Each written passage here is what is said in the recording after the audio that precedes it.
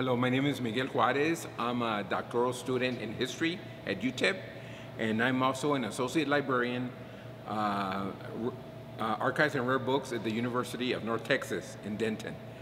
I'm here to talk to you about a very important event that we're celebrating now. By the time you see this, it would have already happened, and that's a commemoration of the 40th year commemoration of La Raza Unida 1972 National Party Convention. The convention was held over the Labor Day weekend in 1972, and 40 years later, we're celebrating that day. Or that weekend, that Labor Day weekend, El Paso was the centerpiece of La Raza Unida Party, which was a national attempt to create a third party as an alternative to the Democratic and Republican Party of that era. And during that Labor Day weekend, 1972, over 3,000 Chicanos from 25 states came to El Paso to have this convention. The convention was held at Liberty Hall, they caucused at Sacred Heart Church, and the General Assembly was at the El Paso County Coliseum. So the Coliseum is historical for hosting the conference in '72. At that conference, they elected a national chairman, and his name is Jose Angel Gutierrez, who's here today in this commemoration as well. But individuals like Corky Gonzalez were involved, Reyes Lopez Tijerina, who just spoke, was involved, and this was a great event. But the basis for this event was to politicize Latinos, Chicanos, to create change. And they came out with the national directives in various areas, in education, in healthcare, in economic development, in land possession. And their original principles, which they created in '72, are as valid as they are today. So my message to the young people is that you become involved in the political process, because that is the only way change is going to happen. Thank you. My name is Carlos Ortega, and I am a lecturer in Chicano Studies at UTEP. I'm really glad to be here at this 40th anniversary of the La Raza Unida Convention. It's very important that we celebrate this event and continue to celebrate the event, because it is part of our political history. It is part of a history that remains important to Chicanos as long as we continue to see the exclusion of raza in education, such as in Tucson, politically, socially. Events like this are important because they help to educate the younger generation that these types of struggles must continue. Okay, I'd like to talk today about this commemoration that 3 people in the first part of 2012 were discussing how we could do something here in El Paso to commemorate this historical event. And slowly we came together and developed a committee, and I've been part of the committee as someone that knows people in the community to get stuff done. So we organized this thing, and here we are today. And I'd like to let you know that at this time, the administration in our government is using their power to deport our military veterans from Vietnam all the way up to Iraqi freedom. Vets are getting deported for minor infractions, and they're not even using the fast track system anymore to get these young kids or the old veteranos the ability to become citizens of this country. So when they do get deported, they lose every benefit the military has, whether they were a retiree or a disabled veteran, whatever the case is. What they do is they make you an American citizen when they bring your body back in a coffin. So I'm an advocate for veterans programs, Veterans Affairs, everything having to do with our legacy continuing. And I'd like the young to know that there are more options out there besides the military. Within your communities, reach out to somebody, get a scholarship, do what you need to do to go to college. Don't choose the military, because that's a false hope, especially for the undocumented people that are in this country, because there's recruiters that go to other countries to recruit for the military of this country. And I'd like for you to know that there are more options out there. And the community-driven programs like El Chuco Brown Berets, we're an autonomous group for this community, and we help find avenues for kids to do alternatives other than the military. And we reach out to all the high school kids, whether it be Coronado to Riverside, Jefferson, Bel Air, all the Chicano kids. And to be Chicano these days, it's a way of life. It's a way you feel in your heart. And it's not something that somebody could teach you out of a textbook. And I want you guys to know that once you have that in you and once you have that drive, there's no stopping us. And our legacy will continue with this movement that happens tomorrow. That'll be the theme of the day, the legacy continuing with our women. We're celebrating women because in the 60s and 70s, women were back in the shadows, and we don't want that anymore. We want the women to be at the forefront. All the young Chicanas out there, we know what you have inside, and we know that you have the drive to do even more than the women in the 60s and 70s. So we need to surpass those people. We need not forget the past, but surpass it. And in closing, just keep your head straight, listen to your elders, don't forget the past, and keep the legacy continuing. Thank you. My name, I'm Dagoberto Gilb. I am currently the executive director of Centro Victoria at the University of Houston, Victoria, a cultural center in Victoria, Texas. And I'm a writer. And I became a writer because it seemed like I was born angry. But through education, I learned that my anger had some history, and there was a place that it came from. And I started reading, and that reading led me to the Chicano movement, Luis Valdez, Rudolfo Acuña, Reyes Tijerina, all the people that mattered, Cesar Chavez. And it changed my life, and all for the better. It's given me a place to stand, and I think it's our future to remember where we're from, who we are, where we've grown from, and the land we live on. Yo soy Ernesto Calderón. This is my wife, Ruby. We've been involved in the movimiento for a while. First of all, I'll let my wife go ahead and say whatever she has to say, even if it's, condemning me or whatever. Go, babe.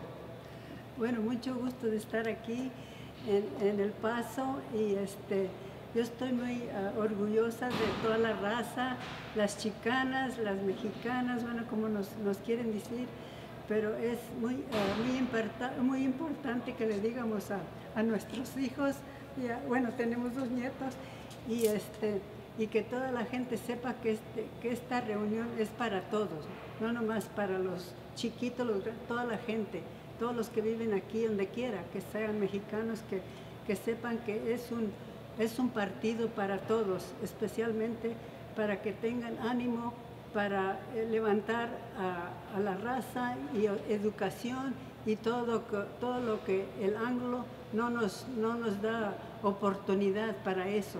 Y no quiere que hablemos en español, que no hablemos español, nomás inglés. ¿Por qué? Si el español es nuestro idioma natal. Y mi marido, yo he aprendido mucho de mi marido y me gusta estar en la Raza Unida y si puedo ayudarle a otra persona a hablar de la Raza Unida, especialmente a los que no saben por qué es Raza Unida, por qué estamos aquí. Porque sí, ¿por qué no podemos estar aquí como las otras personas? Gracias.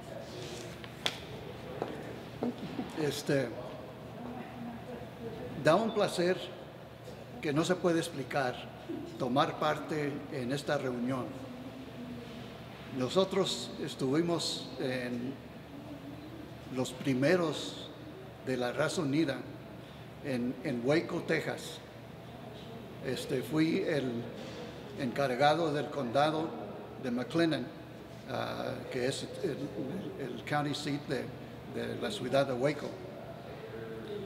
Y en la convención primera del estado de Texas me eligieron el tesorero del partido. No sé por qué, porque nunca vi dinero, pero tenía el título de tesorero del Partido de la Raza Unida. Levantamos fondo en esa conferencia y era en moneda efectiva y también en pledges. Tuvimos un discurso con Mario Compián tocante ese dinero que juntamos. En fin, le pasamos el dinero fijo a Compián para el negocio del partido estatalmente. Los pledges nos quedamos nosotros para conducir la campaña de Ramsey Muñiz, porque Ramsey en ese tiempo era de Waco y teníamos su headquarters allí en Waco y la teníamos que mantener y para eso necesitábamos muchos fondos. Bueno, pasando tiempo, tomamos parte en esas cosas. En fin, me jubilé en el 95 y mucha gente me pregunta qué hago hoy en día y les digo que nada y me aviento. Pero eso lo digo en broma porque siempre andamos participando en conferencias y una de las cosas que traté de hacer es escribir un libro tocante la historia del centro de Texas en referencia de Raza Unida, porque cuando se lee del Partido de Raza Unida todo se escribe tocante San Antonio, de San Antonio para abajo al oeste, Nuevo México, California y así. Y nunca se oye nada del centro de Texas, lo que pasó allá. Así es que escribí un autobiography tocante la experiencia que tuvimos nosotros ahí en la ciudad de Waco y en el centro de Texas, porque organizamos todo el centro de Texas.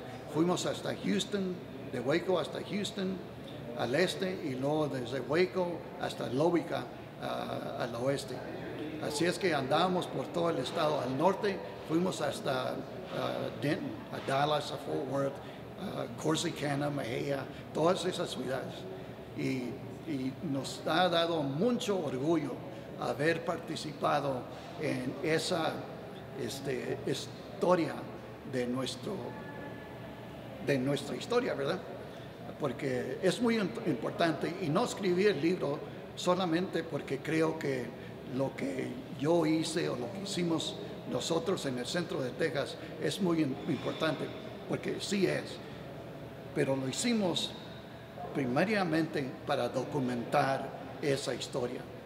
Y yo le recomiendo a la gente que ha participado en diferentes movimientos que escriban su historia. La historia de cada uno de nosotros es muy importante y muy interesante. Todos tenemos historias interesantes y las debemos de documentar. Con eso termino y les doy muchas gracias a El Paso por el modo en que nos recibieron, por este edificio en el cual estamos, que es una belleza. Y me da mucho orgullo que este edificio va adelante bajo la bandera de mujeres. Muchas gracias. Cynthia Teresa Renteria, and it's an honor to have been hired to be the event coordinator for the 40th anniversary commemoration of the Raza Unida National Convention. It's been wonderful to work with the local El Paso Steering Committee, and I'm very honored and happy to be here running around and helping them organize the event, and to be here in this place with all these wonderful people under the same roof. My name is Carlos Caballero. I was involved with Mecha at the time that Raza Unida asked Mecha to organize the site for the National Convention, and we took on the task. We understood at that time that El Paso was ideal because, for the most part, El Paso, we called it El Ombligo de Aztlán, where the center of the Chicano movement is, but of course everybody would want to say that.